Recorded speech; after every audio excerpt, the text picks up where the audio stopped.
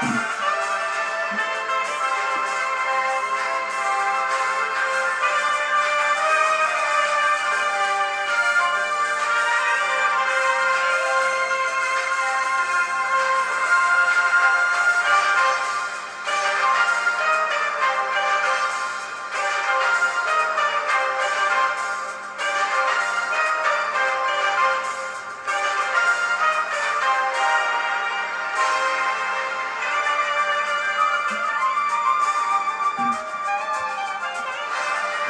evening, ladies and gentlemen. Welcome to the 18th episode of Text Messages. I'm the parasite of the show, Rick Tex. Glad to be here once again this Thursday evening, April 12th, 2018. We got not really a big show planned, but a decent-sized show planned. And for tomorrow evening on April 13th, Friday the 13th, ladies and gentlemen, we're going to be airing the 13th episode of Text Messages, so pretty excited for that. Technically, you could say that this isn't yet officially the 18th episode then until the 13th episode is filmed, so I suppose, yeah, we can consider that as factual information, but for the most part, we'll just call this the 18th episode, and so technically, legally speaking, Text Messages is now a legal adult. Does that mean the show is going to be less J. June or less Nougat? Probably not. I mean, we're still going to be plugging away at static topics pertaining to health, exercise, making yourself great again, more or less. That's generally the gist of the show. Someday we might delve into dynamic topics, current events, news. Definitely not sports, though. Maybe NASCAR. I guess you could say is a motor sport. So yeah, maybe that. But lately it hasn't been on antenna television, so that presents an unnecessary challenge as far as watching it goes. When it's back on the Fox channel, then we'll start covering it, reviewing it, and doing a quick recap of the races. So, and as far as local dirt tracks go, there's a lot of snow outside. A lot of it's been melting though. We got up to the mid-40s the last couple days. So originally they planned to have the season opener tomorrow, April 13th, but it's quite unlikely. Actually, no, it's not. They canceled it, so it's not going to happen. And it appears that the season opener is April 27th, so 2 weeks from today. I mean, it's a bit of a wait, but it'll be worth it, as it always is every single year. So there's that to look forward to, ladies and gentlemen. Maybe I'll do some personal announcing of some of the races and see how that goes. But we'll see. You know, we always want to try to challenge ourselves to expand our horizons. Sometimes get out of your comfort zone a little bit, just to put yourself to test, see other things you can do, and see what happens, see what works out of it. And for you at home too. I mean, if you get caught stuck in some rut or some mundane activities that aren't very exciting, you know, just try getting out of your comfort zone every once in a while, seeing what happens. Maybe you work in a machine shop or something like that. So learn a new machine. Or learn to make some new parts or something like that. You know, just go around, talk to some of the other people there. That's the important thing too. At work, you know, try to interact, be a good, friendly, upstanding person to all your coworkers too. There's a lot of opportunities lie in just interacting with people, and plus skills that you have, they can then maybe not use you for, but it just helps to work together with people, because if you know what everybody is doing in a certain work environment, then if you need help with something, you typically know who to go to. Not only that, you know how to approach them too, whether they prefer text, phone call, email, or just walk up to their desk and then start, you know, jawing or whatever. So it is important to be a good coworker at a work site. So for example, a couple of years back, or about 6 years ago now, I worked at this one place, and there's a guy there. He's very old. He's a Vietnam War vet. He worked at Controlled Data for about 30 plus years, and he attained fellowship status. He was level 2 fellow, which is like the highest technical rating at the company. So he's a very motivated, gifted, intelligent guy. And he worked at Lockheed Martin for about 4 years, and then he was working at, you know, BAE where I was working. So he was probably there for 8 years or whatever. So yeah, you know, he was just some guy that I saw around, so I figured, hey, he seems like a pretty nice guy. I'll talk to him. And Turned out he needed some, the first time I met him, he needed some help with what's called C++ programming. It's a programming language code. So, I happen to know enough about it to navigate my way through the waters. So he copied some old code that a gentleman that was previously employed at the company had, and then he wanted to manipulate it and do some other function. So yeah, I told him that all he had to do was this, that, and the other. I mean, it's very simple. But if you're not familiar with something, then it's very difficult to know it.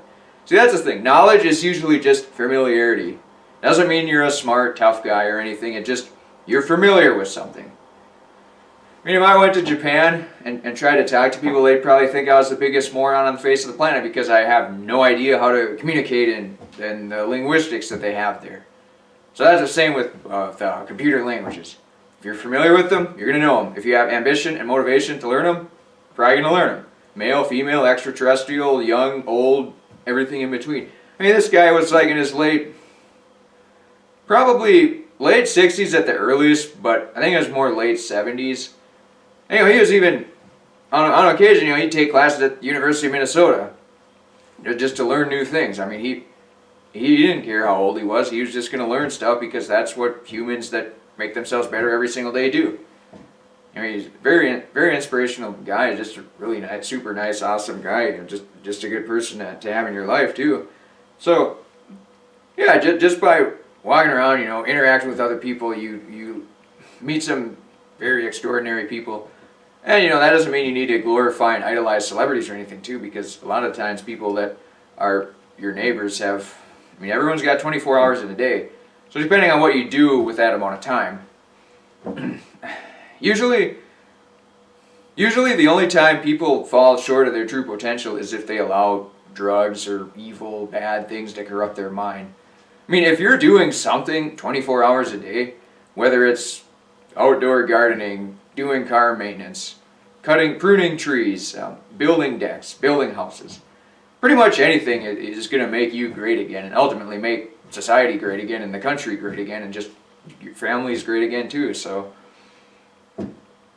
yeah, as long as people are consciously aware of their thoughts and minds and hearts and souls and are bettering themselves to achieve a little bit more than they achieved yesterday, then yeah, they're just as extraordinarily talented as Hercules or the Incredible Hulk or Lieutenant Commander Data on Star Trek. So that being said, ladies and gentlemen, this is the 18th episode. We can probably theme it around back when I was 18 years old, which was a long time. Well, about 16 years ago now. Yeah. So tomorrow, probably about 16 years ago. So I've lived about two lives. One life, 0 to 18, and then 18 to whatever I am now, so 2 lives right there. So we're going to harken back to when I was 18 years old. So, immediately, obviously, most people, when they're 18 years old, they graduate high school. So as soon as I graduated high school, I went ahead and I worked at a metal factory. Now, as far as high school goes, it was more just social gathering, just getting together it was just a good excuse to get together with people, talk to people, interact with people. As far as the material we were supposed to learn, I could have gave 2 craps less about what we learned in high school. Here was my schedule in high school. So, you wake up, 6, 7, 8 o'clock in the morning, you go to school for about half an hour before it started, do all the homework that had to be done. If I had 5 hours of homework, I'd get what I could do in half an hour. If I had 5 minutes homework, I'd spend 5 minutes doing the homework, the other 25 minutes talking to people. Then after that, we would take all of our little classes, and most of the time I was just concerned with what the people around me were up to and just talking and trying to entertain people and make school a positive experience. As far as what the teachers were telling us or what they were trying to educate us on, I basically didn't pay any attention to that whatsoever. It's a forced environment, so usually if somebody is interested in something but they're forced into the environment, for me at least, it makes it difficult to have any sort of ambition or motivation to follow through. Who wants to live in an authoritarian society? Humans are given free will so that they can blaze their own path or follow their own trails, not so that they can follow in the footsteps of other people. Now there are some good, upstanding people that it is a good idea to leverage or refer to their footsteps here and there, but to just blindly follow people because they're forcing you in an environment generally doesn't work for me. You know, from a monetary standpoint, yeah, maybe it would be better, maybe I'd be wealthier and stuff, but it doesn't jive with my mindset. So here's the reality. So high school, yeah, it's all about talking to people, interacting with people, just having a good time. Yeah, I was probably, I think my school ranking was about 190 something out of a little over 200. So basically, according to the specious IQ test of high school, I was probably literally a feeble-minded or an imbecile. Just totally fine. I was happy with that. So I mean, if I have to sacrifice my own apparent intelligence to allow other people to feel better about themselves, then by all means, I'm more than happy to take that role. And nowadays too, if people project their negativity on me, and if I have some sort of absorbent of that, that's also a role that I'll take seriously as well. You know, it's important that the people are just, even watching text messages, it's important that people are just having a good time and are being entertained and not getting depressed about it. I mean, if I came on here and I just said, I'm better than everybody else because of this, that, and the other thing, you know, obviously no one's going to watch it because it's just going to be stupid and boring. But, you know, some people might get depressed about watching garbage like that too. So that's my role in life. That's whatever the Almighty provided for me. So here's the thing, ladies and gentlemen. So yeah, once high school is done and over with, of course, happy day in pretty much anybody's life. So I went ahead and I decided that I was going to take a tough guy job. So there's this metal factory in Waite Park, and one of my friends worked there. You know, he was kind of a tough guy too. So yeah, I got a job there shortly out of high school. I mean, it was 2 or 3 months out of high school or something. And it wasn't like right away, like the last day of high school I started working in the metal factory. It was a few months, so once I started there, then, so you know, I was this 18-year-old kid, right out of high school, probably, you know, 18 years and 3 months old or whatever. So I went in there for an interview. You know, that was back in the day. You know, that was back in the day when you went to job interview and you could just wear some T-shirt and jeans and, you know, maybe have some logo on the T-shirt too. But you didn't really think about it as a young kid. You know, you just went in there, talked to people, interviewed them, whatever. Basically, if you had a pulse and a heartbeat, you could get the job there. So fortunately, based on those stringent requirements, I was able to get the job there. Now here's how the factory worked. There's a big, giant, long factory. On one side, they make metal castings for car parts and tractor parts, stabilizer arms, you know, axles, all that good fun stuff. So they would make, on one end of the factory, it was where the raw materials would come in, the iron, metal, and steel, all that junk. And then they would melt it down in a department called the melt, and then they would then they'd have the sand department, which the castings were made out of sand. And then, you know, you'd stand on an assembly line and put some sand moldings on, then it would go into the oven. The oven would dump all the lava on it, create a casting out of it, then the castings come out. You'd have some guys there that would look at all the castings, inspect them, set them on, you know, some pillars, or set them on some pallets, and then they would go to grinding. So then they'd have to grind off, you know, various bits and pieces here. And each step of this process, you know, there's other auxiliary features too. Like there was called the knockoff deck. So some guys would stand there with a big hammer and knock the castings off their, you know, their holding ports or whatever they're called. That was a tough job. You had to be a tough guy to do that job. So the department that I worked in was called Final Inspection. It's probably one of the wussiest jobs in the plant. Basically, you would get a big pallet of parts or castings, whatever you want to call them. And there might be 50 small parts, there might be 500 small parts, there might be 100 large parts, whatever the case may be. So based on the part, you would look it up on the computer, and then it would say, okay, you're going to have to inspect 5 out of 500 castings to make sure that these meet all the, you know, they don't have any inclusions, or they don't have any batter damage, or they don't have any fallacies or maladies with them that the people inspecting them didn't catch before. Every individual casting was inspected by somebody upstream, so we didn't have to look at every single casting. You know, we would look at a certain percentage in each container, And then we'd grab a few of them and we would do a Brinell test, which you'd have this hydraulic pusher deal. It had a little ball on it, and it would push down on the casting, and then whatever the diameter of the casting was that the indent made, that would be the hardness of the metal. So it had to be less than a certain diameter, so that the hardness met the criteria that it needed to be. So that's essentially what I did there, and our department was final inspection or whatever. And we had another part of our department which was called the scrap. That was on the complete opposite end of the factory as the melt.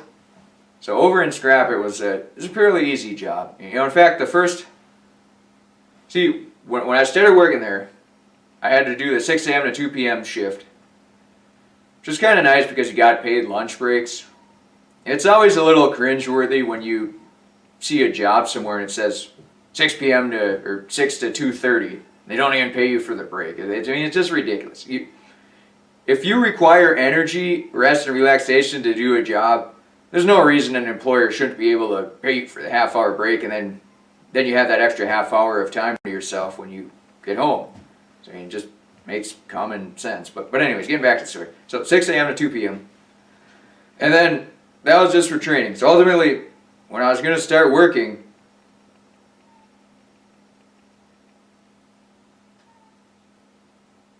I was going to start to 10 p.m. to 6 a.m., the graveyard shift. But for a couple of weeks, we had to do the training. So I worked a little bit in final inspection, and then I was going to go over to scrap to work with them guys there. And it's kind of funny too, because the first day I went to scrap, there's 2 other guys there. When I went there, we were just kind of standing around with our hands, resting on some big boxes there, and we were just basically talking to each other, BSing with each other for probably a couple hours. I had absolutely no idea what the job was. We're just there talking to each other, just guys there having a good time, making the workday go by fast, and people enjoying themselves. So after a while, one of the guys there is like, "Well, the stack isn't getting any smaller." So look behind me, and then sure enough, there's a stack of a few castings there.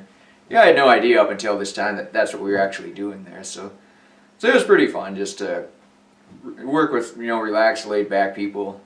And the job itself was pretty physically demanding, because the castings would weigh up to 70 pounds, and there were lifts available. Those little 1,000 pound cranes that would shoot out from the wall. You could use them to lift the castings, but of course the job would take a lot longer. And back when you're 18 years old, everyone thinks they're a tough guy, so we all just lifted the castings ourselves and threw it in a dumpster. But before you did that, you had to inspect each casting, because every casting that was down there had something wrong with it. So we had to look at the casting, figure out what was wrong with it. Say it had some really bad damage to it, or it had one of the ends got cut off by something or another, or there's a deep, just something wrong with the sand casting, or there's an inclusion, whatever the case is. So we had to write down what was wrong with every single casting and throw it in a dumpster. Once the dumpster got full, then we'd take the dumpster and bring it all the way back to the melt department and drop it off into the raw material part, which will then later be melted down and made into a new car part, basically. So it was a pretty easy job. It was a pretty fun job. It was on the clean side of the factory. Now, anybody who's lived in St. Cloud, on the west side of St. Cloud, they've probably smelled the factory before, so they know exactly what I'm talking about. But yeah, we were working on the clean side, so that was pretty nice. But so after I trained there and did all that with them too.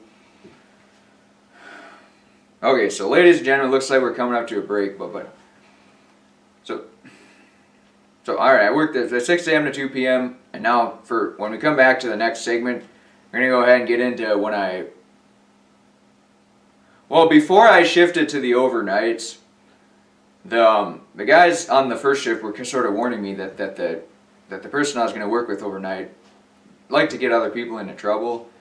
So they're going to tell me that the lead men and the supervisors are going to be on my case because the person that works overnight just basically feeds them false information about both their coworkers. So that I had to be on alert for that.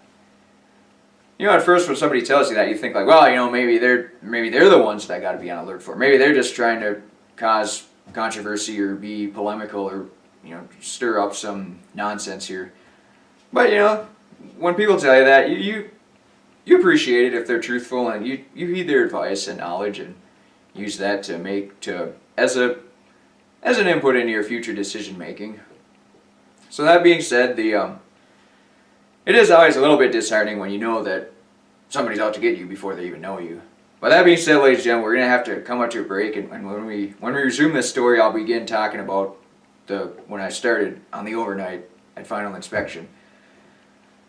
So in the very near future, we're going to have a show called Good Times Balls Deep. The host of the show is I've talked to him just yesterday, actually, and he has some ideas of where the show is going to take him. He did meet with the Institute of Higher Learning. Apparently that gentleman didn't have the quality of equipment that he was looking for. So that probably slightly alters his plans as to how he's going to run the show then. So I mean, he might not have any video. It might just be strictly audio, or he might use audio or video. He might use video that's already online somewhere and then dub his own commentary into that too. So he's just coming up with a lot of great ideas. I'm getting super exhilarated about it. Sounds like he's got everything mostly figured out for the most part here. It's just a matter of what direction he wants to take it, because it's as if you came up to one of those roads with about 8 different outlets, and any outlet is probably going to make St. Cloud great again. So we're certainly not too worried about that, ladies and gentlemen. But yeah, it's a decision-making process. I mean, we definitely want to hit the ground running. The last thing you want to do is put out a show and the show just flops and then the viewers just are turned off. And you, ladies and gentlemen at home, I'm highly certain that that's probably not going to happen. But it does require a little bit of patience to, we have been, I have been harping on the prospect of Good Times Balls Deep for a few months here, but I mean, it's earned the, you're going to find out pretty soon that it'll earns all the lauding and accolading that I'm providing for it on this show, ladies and gentlemen. So, I mean, it's coming in the near future, so I'm really excited about it. It sounds, I just talked to him yesterday. He's pumped for it too. I mean, obviously there's always going to be speed bumps in the road to Good Times Balls Deep, but I think for the most part, we're going to be hitting on 8 and 12 cylinders, and I'm really excited for it. Another thing too, ladies and gentlemen, for our commercial break here, I'm going to provide you with a special instructional video. The video is going to illustrate to you how you can there's a very simple lift called the bench press. It's going to show you how you can utilize a squat rack and bench press to failure while still using a full range of motion. Normally when you're bench pressing, it's one of the most dangerous exercises inside a gym. If you don't have a spotter and if you don't have any bar stoppers and you fail, the bar could choke. Or if you drop the bar, it's basically going to fall on your neck. So then you're probably going to die. So, this will be the first instructional video that I'll provide for you, ladies and gentlemen. It'll show you how you can bench press by yourself safely. You can use a spotter too if you want to, just as an extra safety precaution. A spotter also helps to sort of, when you are coming to failure, to sort of, provide a little bit of extra push. So say, for example, you're going for 5 reps, you do 5 reps, you're going for rep number 6, and you get about halfway and then you kind of stop and then you're shaking it in all which direction. A spotter can assist you a little tiny bit so that you get the rest of that lift. Might only need 2-3 extra pounds of force from the spotter. So spotters are good to have in that regard. But what I'll show you in a little bit here, ladies and gentlemen, is how to bench in a squat rack safely to failure using the full range of motion. So that being said, we'll be back with text messages in 3 minutes, ladies and gentlemen, and thanks for watching.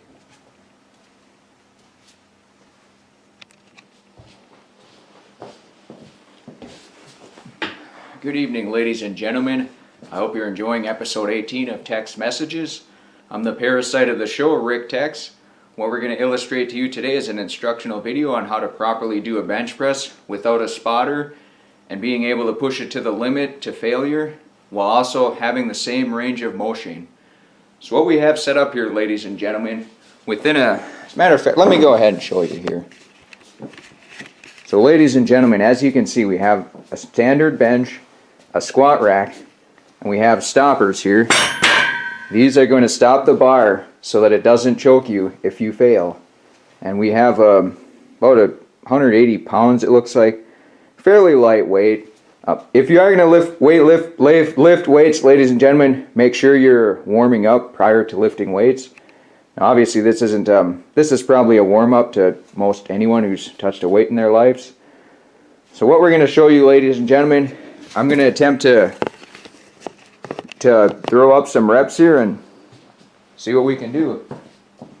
Now, as you'll be able to see, I'll use the full range of motion, so the bar goes all the way down and touches the bottom of my chest and goes all the way back up too. And during the last rep, as I'm approaching failure, the bar should rest between the chin and the chest. So let's go ahead and see what happens here, ladies and gentlemen.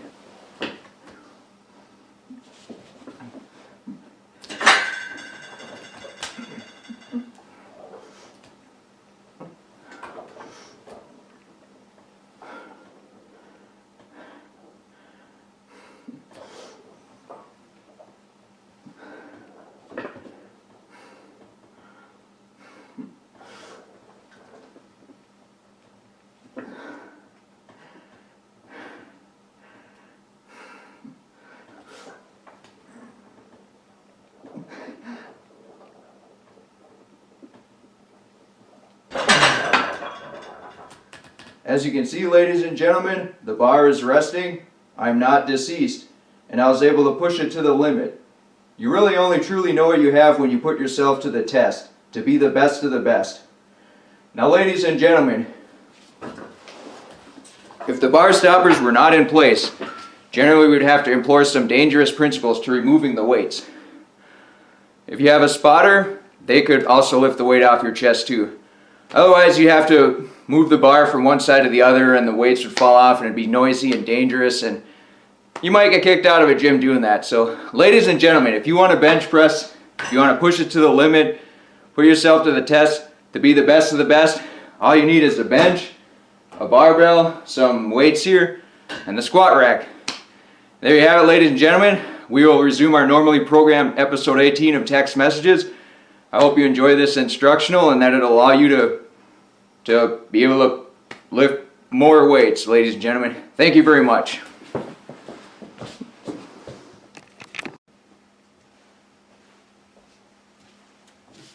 Welcome back to Text Messages, ladies and gentlemen. I'm the parasite of the show, Rick Tex. Glad to have you here once again. It's April 12, 2018. We're on episode 18, so technically Text Messages is now a legal adult, so apparently our shows are going to have to be slightly more mature. You know, we're legally obligated for a lot of things now, and our parents can no longer take our income and all that other goofy stuff as well. So ladies and gentlemen, glad to be here once again to bring you the show at a reasonably high level. And episode 13 of Text Messages will be Friday the 13th, 9 p.m. It's when the published date is set up. And we're going to probably film the show tomorrow morning and then set it to be published at 9 p.m. So, yeah, I've never done it before, so we'll see how it works. You know, maybe it'll work, maybe it won't. You know, hard to say with that kind of stuff. I mean, technology has a tendency to do, maybe not to go off the rails, but just the fact that it works in the first place is pretty incredible. I mean, if you think about all the intricacies that go into something like the insanely expensive camera or this laptop here, or even this mouse, I mean, there's just a lot of extraordinary things that a lot of just everyday people do on a regular basis that makes all this stuff possible. And, you know, I absolutely appreciate everything that people put into what they do. You know, the squat rack that this camera's resting on, you know, somebody somewhere, you know, casted all the metal parts, welded it all together, and somebody somewhere accumulated all the raw materials either from a mine or from a recycling pit. And the board that it sits on, some logger went and cut down the tree and hacked the board up and then brought it to Menards, and then somebody put it on the shelf, and then I picked it up, and this cashier checked it out for me. And the roads I used to get there were paved by some hardworking men and women of America, and the car I used to get there was built with heart, passion, and quality by some individuals probably in Japan. So and the suit I got, you know, it's probably custom tailored by somebody in India. And these pillows that I used to deaden the sound, they're probably made by somebody they're not my pillows, but they're probably made by somebody around maybe Canada or whatever. But the fact is, everything around you was made by hard-working men and women of just the planet, I guess. I mean, these LED lights, the house, this pedestal, these lights over here, the paint to make this green screen. We're all part of one big giant world. So you go around try to screw people over, it's going to come back to get you, and it's going to come back to get you pretty hard. So what I wanted to focus on this episode, ladies and gentlemen, it's sort of a very good lesson that I learned when I was a younger kid to not. It's more so recognizing. See, there's some. Usually, 99% of the time, you don't want to be a prick to anybody.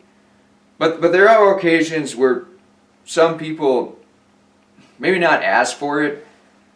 But, I mean, it's so rare that I shouldn't even really point it out. But, I mean, there might be only one or two people in my entire life that I acted like a prick to, and I don't regret it at all because they've deserved and earned every bit of it, and hopefully they learn from it. But more importantly, there are people that you may act like a prick to and you realize that you were totally, completely, 100% in the wrong, even if it wasn't readily apparent at the time. It is something a lesson that you learn and that you hopefully grow from and that you apply to future situations. So, getting back to the story. So I began the 10 p.m. to 6 a.m. shift. The first night I showed up, I saw the coworker. They looked like a pretty decent person. They're working on some new. They had this weird clamp on one of the castings. It was supposed to be a mobile hardness tester, but the thing didn't really work out so good. So, I went ahead and the clamp was stuck on the casting. So I went ahead and I helped him get it removed, and so we got off to a pretty good start.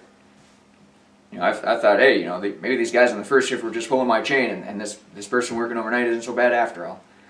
So, when we do start working, the one apparent difference between first shift and graveyard shift is that on first shift, we just kind of all work together, we'd all inspect the castings and we'd put our name on it. It didn't really matter who inspected what, we'd all just put our name on it if it was convenient and efficient at the time. As far as, liability and that, we didn't care. We were all part of a team, 3 guys just working together as one. But on the overnight, the other person I was working with, they wanted to make sure that we split up our workstations and that I was working on these groups of castings here and that they were working on this group of castings here and that we were putting our own name on and doing all that other stuff too. So later I found out maybe one of the reasons why that was the case. So there's a bit more, modulation or degradation or isolation working the overnight shift. And, it's overnights, people are tired and run down, and so, yeah, I can understand maybe you don't want to work directly with other people or get into the whole social aspect of it. So, I was fine with that for the most part. It's a job. Whatever the job entails, you mold your mind to fit what you feel is required out of it. So that being said, ladies and gentlemen, the first couple months, they went by without a hitch for the most part. But I did sense a bit of, we had our own department manager. He would usually come in at 6 a.m. and work to 2 or 4 p.m. As a human, he wasn't an android, so he couldn't just work 24 hours a day. So on the overnight shift, we had a supervisor and a lead man from a different department, which was fairly closely linked to our department. It's all the same company, so it wasn't like some guys from a different company came and, oversaw our duties too. And basically maybe not from day one, but from the very beginning, it seemed that these lead guys and supervisors, they were tough guys. They worked an overnight shift at a tough guy factory, so when you got an 18-year-old kid, they're probably not really sure what to make of him, but I was just used to some happy-go-lucky environment, but so I always thought that, maybe these guys aren't the nicest people or they're just out to get me or whatever the case may be. So, it wasn't like we'd always butt heads about stuff. It was just, if I'd say, hey, how's it going, they'd just not really reciprocate it as, joyfully as I thought they may. Things of that nature. They didn't go around giving me swirlies in the toilets or nothing like that. It was just, the environment wasn't quite as warm as I hoped it was. And when you go into a metal factory,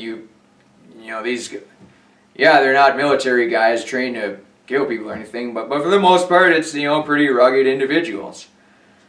So, lead man and supervisor, they're pretty, generally I think they're good guys genuinely, but I didn't realize that at the time. I was just small, or, young, naive 18-year-old kid. So after a few months, though, they started to discipline me more. They'd come by and say I did this wrong or that wrong or the other thing wrong. So I mean, it was getting to the point where they went from just not being a friendly environment to being as if somebody or something was after me.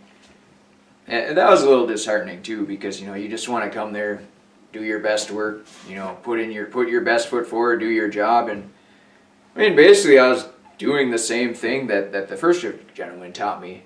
So I thought, hey, doing good work here, we're making America great. At that time America probably still wasn't yet great again, so yeah, I thought I'm making America great again. So after a couple months of this going on, you just go there, work your overnight shift. I mean, it was just a monotonous, mundane job, so there wasn't, as far as storytelling goes, there wasn't a whole lot that could go on in that situation there. But then after a few weeks or months of these guys getting on my case and just harping on me, they just want to do their job too. They don't. It almost seemed like they thought it was a waste of time that they have to come up to me routinely and say, oh, you didn't do this right, or you didn't do that right, or you didn't do the other thing right, or you're supposed to get this cross-verified and stuff too. So I mean, it felt like there was some external force there. And then one day I was talking to the other person I was working with, and they just flat out told me, so-and-so thinks you're doing a horrible job, or you're not getting the job done or whatever. I just looked at them right away and I said, they think that because you're telling them that, because you're not even giving me a chance to do a good job. I mean, that's what the guys on the first shift warned me, so I knew. I was like, well, these guys are right after all. And this person is truly out to, crap on people or make people look like fools. So when I told them that, I stood my ground and, obviously I was yelling at a high decibel level. I mean, I don't really need to, imitate that here for the podcast or for the talk show, ladies and gentlemen. But yeah, I just came after him. I'm like, yeah, they're saying that because you're telling them that, and it's all you. They could care less. I mean, they just want to do their job and they want the company to do good. But if you're going to tell them this nonsense, then that's what they have to think. And they just kind of looked at me like, oh, I didn't tell them that. I was just like, yeah, you did. You're caught. You lied. I know your game. And they left for a few hours after that. I have no idea where they went, but yeah, it was kind of peaceful then to work the rest of that overnight shift without them there. And, come 5, 6 o'clock, our direct manager shows up, and, I see them walking around talking to them and everything too. And this direct manager, he was really cool. He had like really round shoulders. He kind of walked with a hunch a little bit, but, it wasn't a hunch from, hunch in front of a computer laying in an embryonic state. It was just, he was a tough, he worked all of his life basically. He always had the tobacco chew in his mouth. He had like the short blonde hair type thing. He just scars on his face. He's a pretty rugged guy, but he saw through the coworkers' BS. So he never really disciplined me. He was just if he sees somebody that's putting in an honest day's work for honest day's pay, he'll respect them. He's not going to get into this chicanery or politics and everything too. I mean, he was a pretty cool guy. And when I did finally quit the job, probably giving him the 3-week notice or whatever is always the hardest part too. So I mean, walking away from a paycheck or the monotony of a job might be a little easier than it should be, but just walking away from the people, especially the good people that you work with, is the hardest part. But rewinding back a little bit here. So I knew that this coworker was engaged in some chicanery, and looks like we're coming up to another break here soon, ladies and gentlemen. But for the final segment, see, there's also something that I did which I truly, you could probably say I regret it, but I did learn a very important lesson in doing so, and learn how wrong I was at the time. I mean, yeah, you could say, oh, you were emotionally charged up, but the fact is that's never any excuse. I mean, if some guy goes back to his ex-girlfriend's house and does a bunch of stupid stuff, I mean, is anger an excuse? Not really. Is stupidity an excuse? No, I mean, none of that stuff is an excuse. you have to control your emotions and your logical state of mind too. You know, that's not to say what I did is criminal or anything, but it's just an important lesson that I learned, ladies and gentlemen. So that being said, we're going to have a show in the near future called Good Times Balls Deep. I talked to the host of it yesterday. He met with the Institute of Higher Learning, and it turned out his AV equipment was just this old junk that was, you know, completely out of date and obsolete. And the fact is, the technology as far as audio and video has advanced so far in the last couple of years that you could probably go to Walmart and what you can buy there is probably just about as good as professional equipment from 20 years ago. That might be a slight exaggeration, but for the most part, that's usually the case. Now, this insanely expensive camera that's used to film text messages, yeah, I had to go online to get that. It was a good amount of money to buy it. And of course, we're just using the mic within the camera too. Someday we may get an external mic to make it sound a little bit better, but for the most part, this seems to be doing the job just fine. So the host of Good Times Balls Deep, he's came out with a few new ideas. I'm probably gonna meet up with him this Friday. I don't know if he's gonna plan to do a show then or what the deal is. Plans are always in flux, ladies and gentlemen. But it should, the rumblings are starting to happen. He's starting to promote it a little bit, so yeah, it's gonna happen in the very near future. So I think it's gonna make you, the ladies and gentlemen at home, excited when it finally does hit the ground. We'll be running on 12 cylinders, hitting that top cushion, all that stuff too. So ladies and gentlemen, hopefully you enjoyed the last instructional on weightlifting. For this break, we're just going to do our traditional play, 3 minutes of a nice little tune here. And you're listening to Text Messages. I'm the parasite of the show, Rick Tex. We'll be back in 3 minutes to put a conclusion on my life as an 18-year-old and what important lesson I learned in not being a dick to any other people. Well, actually, proper target recognition too.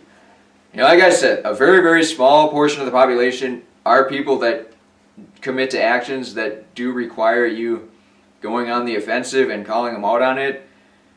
But a lot of times it's a false alarm too, so you got to be very careful. So if you call people out on stuff that they're not really responsible for, or that circumstances in their life don't call for you calling them out on it, then it's something you really shouldn't be doing. So we're going to get into that story next segment, ladies and gentlemen. You're listening to Text Messages. I'm the parasite of the show, Rick Tex. We'll be back in 3 minutes. Thank you very much.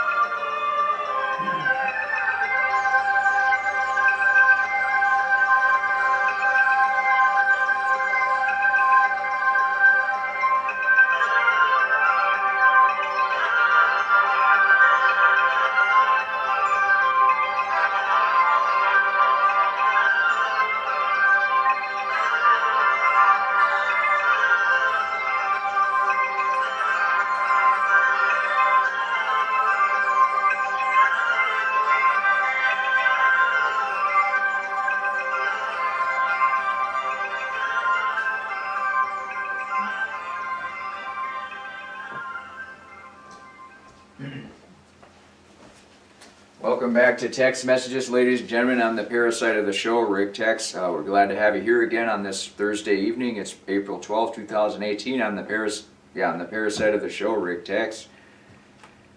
All right, so ladies and gentlemen, we got the 13th episode coming up tomorrow night, Friday the 13th.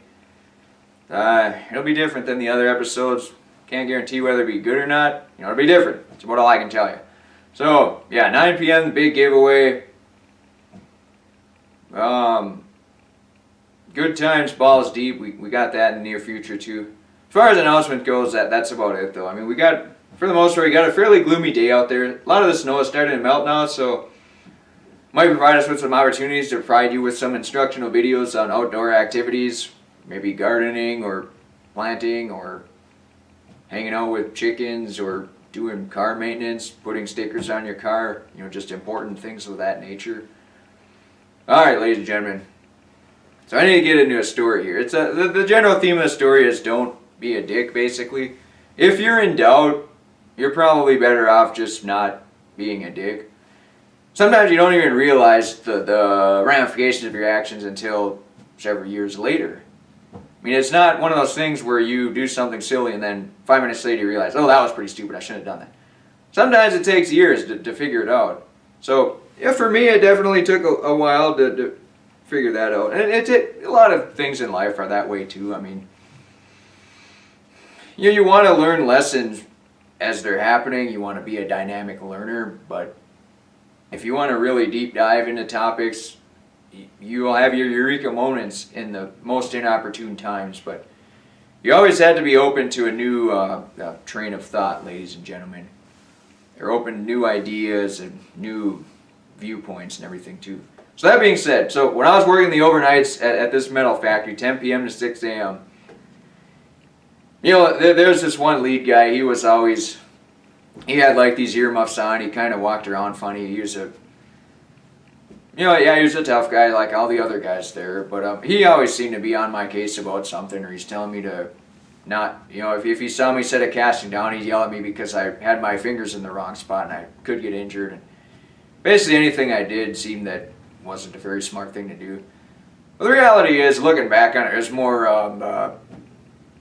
obviously it's more tough love than anything. It wasn't, he thought I was a complete, he might have thought I was a complete idiot, but I mean, that's an understandable thought for basically anyone that comes into contact with me, so that's not out of the ordinary for people to think that.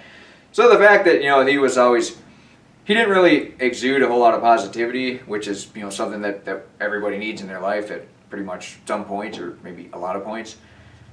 So yeah, I mean, I don't know if I was on his bad side, but he definitely wasn't endearing himself to me in any way, shape, or form. So, after a while, there's this one day, he calls me into the office about, 3 in the morning, 4 in the morning. It was pretty close to the end of the workday. And he showed me this package.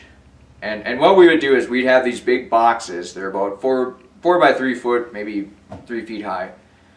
And the box had a hole in it, and it had some shipping straps around it. So what would happen is, when these boxes would get holes in them, if they were really bad, you'd replace the box. But for the most part, you just put a few shipping straps around it, and that would hold it together just fine. So he calls me in his office, and the coworker came with too. They're just sitting on the chair, kind of scrounched down, just sitting in the back, enjoying the show, whatever. So he shows me this box on the computer with a hole in it. He's like, "You recognize that box?" He's giving me this interrogation look and everything too. I'm like, well, I don't recognize that box particularly, but yeah, I would pass that through our inspection. He's like, "Oh, you can't do that anymore. We're going to have to mark you up for something or another." I kind of looked at him. I was like, "Oh, are you kidding? I could probably walk in shipping right now and find half a dozen boxes that look exactly like that." He's like, "Well, it doesn't matter. Most of them were probably passed by you anyways." So I'm thinking, like, what is up with this? Why is this guy being so silly about things that aren't even really that important? So, we have a few more words. I get out of there. By then, the steam is pouring out of my ears. So, I walk over into shipping, and I see probably about a dozen boxes with holes in them and shipping straps around them. So I walk up to the guy in the shipping department. I'm just like, "Yeah, this is normal to have these boxes here, right?" And he's like, "Yeah, we just put a few shipping straps around them and call them good." I was like, yeah, that's what I thought. I mean, they just come into the office and they're bitching at me about passing these boxes through, and it's just ridiculous, man. I mean, these guys are totally out to get me. All I want to do is come here and for an honest day's work, honest day's pay, and you got these idiots that want to look down my nose and everything too. So he's like, well, yeah, sorry, nothing I can do. I mean, it's like, yeah, understandable. So as I was walking back, I was kind of walking through it's a bit of a narrow hallway, and some guy had a forklift, and he was kind of backing through there, and he just peered down at me. He's like, it's pretty smart to be walking through here. I'm like, well, yeah, it's really smart when you're driving around like this too. No reason I should have said that to him. It was just fun to be a smart ass, I guess. But when you're angry too, then you typically then the smart ass really comes out of you. So he just kept driving after that. He didn't seem to think nothing of it. But so we get to the end of the shift after an hour, so I probably didn't do anything productive the rest of the day. And then as I was leaving, you had the front door, little offices, whatever, and then there's I don't know if they're HR offices or whatever, but they're off to the side. And, I hear the manager talking that just called me into the office.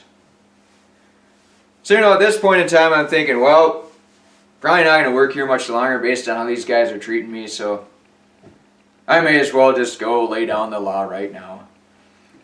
So I walk over to the manager, I just walk up to him, I'm like, who the F do you think you are? I come here, all I want to do is work hard, get a paycheck, and then move on with my life. And I got these idiots, losers like you that just try to look down my ears and noses and eyes all day and just try to make me feel like a piece of garbage. And all you've done the whole time I've worked here is just bitch and complain about everything I've done. You've never done anything positive. You've never made the work environment feel better for me. I basically hated every second I've been around you. As far as I can tell, you're probably a piece of garbage. And quite frankly, I don't even know how you got this job. I was basically expecting to go fisticuffs at this point in time. I attacked him personally. I attacked him as a manager. I just attacked his decision making too. I wasn't holding anything back. And this was 6 in the morning, so all the office people were there too, and you got some silly 18-year-old kid yelling at some 40-year-old guy that's just trying to make an honest day's living, basically. But after I went on my verbal tirade, his reaction was actually pretty surprising, because he just kind of, he wasn't even surprised at all. He just stood there and he's like, yeah, I understand what you're saying. He wasn't doing it in a condescending manner. He was doing it in more like a parental manner, or a paternal manner. It's like he knew what I was feeling and what I was going through, and he somehow understood it perfectly. And his reaction pretty much summed it up too. He just stood there and he's like, yeah, I get what you're saying. We're all just trying to make it in this world. And, I got a family to raise too and everything too. So, working overnights is pretty tough and everything. It's just, within 10 seconds, he totally diffused the situation. And, here I was still furious and fuming about it, and, expecting to go if we did go fisticuffs, I'm sure he'd probably whip my ass too. But, after he said that, I was just like, yeah, sorry, I guess I came off a little too hard there. I'll see you tomorrow. That was pretty much that. I mean, he is a pretty talented guy, just to be able to conjure up that response and just instantly diffuse the situation, because, I was yelling at a pretty high decibel level. I was mad, I was furious, I was all that. I might have dropped my lunch pail or something like that too, just to add additional noise and drama to the situation too. But story doesn't quite end there, ladies and gentlemen. So a few years later, his kid actually worked with my dad. So I thought it was a bit of an ironic twist of fate there. And through that, I tended to learn a little bit more. But at that point in time, I still thought that, I'm not sure if I trust this guy. He seems like he might still be a dick and everything too. But for the most part, his son was a really nice guy. He got along with my dad just fine. Everything worked great. So, I mean, that basically confirmed to me, it's like, yeah, I guess I probably was a dick about that deal. I didn't even realize it till 10 years later. I mean, yeah, he successfully diffused the situation when I was furious and mad and everything too, but I mean, it still didn't fundamentally change my thought about him as a person. I still thought that, he's probably a mean person that's out to get people and everything too, but he's maybe a good manipulator, whatever the case may be. But it turned out, no, he's just actually a very great, good guy that was just trying to make an honest living and had a family to raise. And anyone who's worked overnight in their life knows it's not easy, especially if you got family to raise and things like that too. So to have some dumb 18-year-old kid yelling at him for some stupid, mundane reasons, I mean, he was basically just disciplining me because the other coworker kept feeding faulty information to him, so he had to act on it. I mean, he didn't have a choice. If he doesn't act on the faulty information, then he looks like my coworker probably goes up to one higher than him and then gets him into trouble. So he basically had to get me in it. He had to get me into trouble. So I understand his situation. I understand that he's just a good guy that was doing his job and wanted to keep his job, and his job was pretty important. So yeah, his kid worked with my dad. And then later on I found out that this other place he worked at, he had it was before this. So he had a bit of an accident there where he was pouring some fuel and then it blew up on him. And when I first heard about that, my first thought was, serves him right. But thinking that just made, anytime I think back to that, it just makes me feel just like a total, complete asshole to even have that thought in my mind.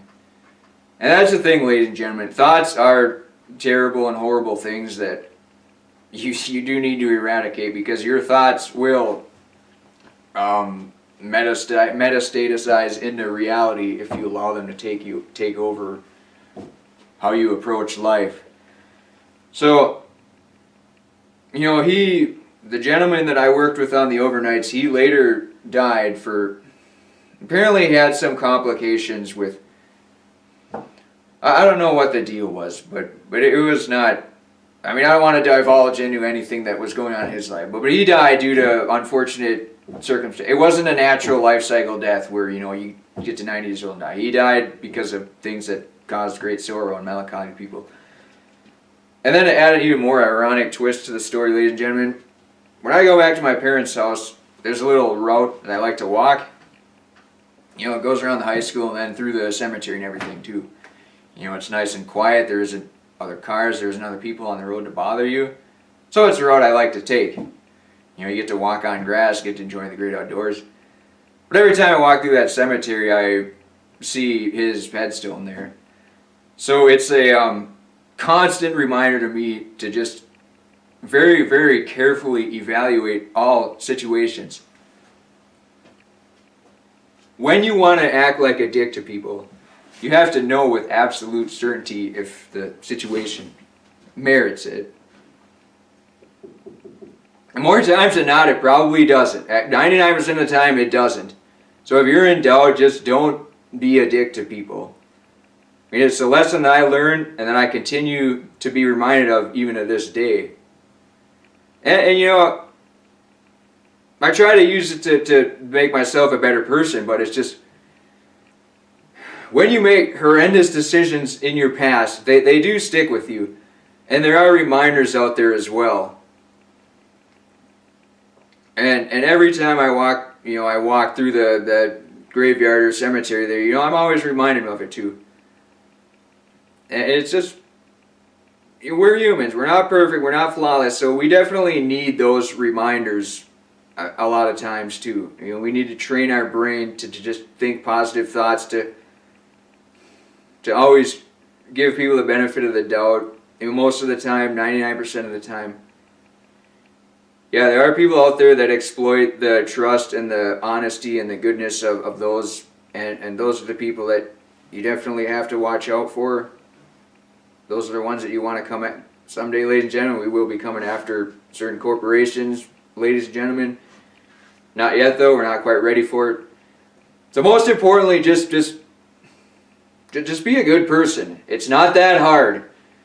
And we'll delve into this topic a little bit more in the future, ladies and gentlemen. Right now, we're running out of time. So, the 13th episode of Text Messages is going to happen tomorrow, 9 p.m., the big giveaway. It'll have stories of past, present, and future, or lives that I lived in a prior incarnation, and lives that I lived in a present incarnation. It should be it might be a horrible show. I don't really know, ladies and gentlemen. If you like it, it's good. If you don't like it, it sucks. That's the reality of it. I hope you enjoy it. I sacrificed 2 nights of Star Trek to try to get my story straight, and even they might not even work out so good, but just know that that hopefully you enjoy it. I mean, it doesn't really matter. It's fun to do it and everything too. So if you're enjoying it, I'm enjoying it. That just makes everything else a lot easier. So that being said, ladies and gentlemen, good times, balls deep is going to happen in the future too. Very near future. So you're listening to Text Messages. I'm the parasite of the show, Rick Tex. Glad to have you here once again. We'll probably be back Sunday night. It looks like take a few days off. Looks like NASCAR is probably going to be on FSN, or maybe it'll be on Fox this Sunday, but who really knows? That being said, ladies and gentlemen, thanks for watching once again. Hopefully you learned an important lesson. Don't be a dick 99% of the time. There is that 1% of the time where you get malicious, malevolent people, and they earned it, so... But you have to be extremely careful, because if you act like a dick in the inopportune times, it will come back to bite you. And it'll come back to bite you pretty hard, and it'll come back to bite you relentlessly and often too. So that being said, ladies and gentlemen, thanks for watching.